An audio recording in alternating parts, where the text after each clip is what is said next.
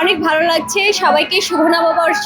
সবাইকে জানাতে চাই যে আজকে আমাদের বাঙালিদের একটা ঐতিহ্যবাহী দিন।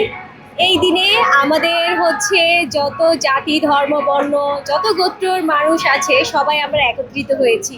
আর এই বছরের পহেলা বৈশাখটা আগের বছরের তুলনায় অনেক ভালো। এই প্রথম আমরা দুইজন একসাথে বের হয়েছি। যদিও বা আমাদের পরিচয়টা 1 বছরের, কিন্তু আমাদের সম্পর্কটা অনেক সুন্দর। অসম্ভব সুন্দর লাগছে, কারণ বান্ধবীর সাথে কখনো আসা হয়নি। এর আগেও পয়লা বৈশাখ পালন করেছি আমি, কিন্তু এবার একটু আমার কাছে ব্যতিক্রম। তার কারণ আমি সকালবেলা কখনো বের হইনি পয়লা বৈশাখে।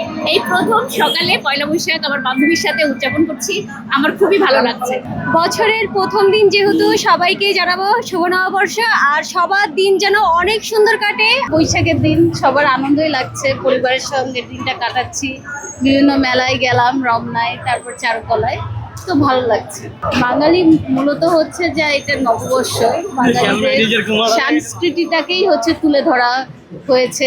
যেমন দেখলাম রমনাতেই 3-4টা যে স্টেজ করেছে, ওখানে বিভিন্ন সবাই সাংস্কৃতিক গান গাচ্ছে। পয়লা বৈশাখ মানে বাঙালিদের নববর্ষ এবং আনন্দ পরিবারের সঙ্গে। খুবই ভালো লাগছে। এটা আমাদের বাঙালি একটা সংস্কৃতি, ধর্ম বর্ণ নির্বিশেষে সারা দেশের মানুষ সবাই, সব জেলাতে সবাই একসাথে এই বৈশাখটা উদযাপন করছে। এটা খুবই ভালো লাগছে, খুবই আনন্দ লাগছে। বিশ্বের মধ্যে বাঙালির সংস্কৃতি বলতে এই পহেলা বৈশাখটা একটা উল্লেখযোগ্য সংস্কৃতি। আমার তো মনে হয় new year, happy new year যেটা, সেটা সারা বিশ্বব্যাপী উদযাপন হচ্ছে। আর পহেলা বৈশাখ সেটা আমাদের সম্পূর্ণ নিজস্ব একটা সংস্কৃতি, বাঙালি সংস্কৃতি। এটা সারা বিশ্বে আমরা বাঙালিরাই শুধু উদযাপন করছি। ওইটা আর এটার মধ্যে একটা বিশাল পার্থক্য আছে।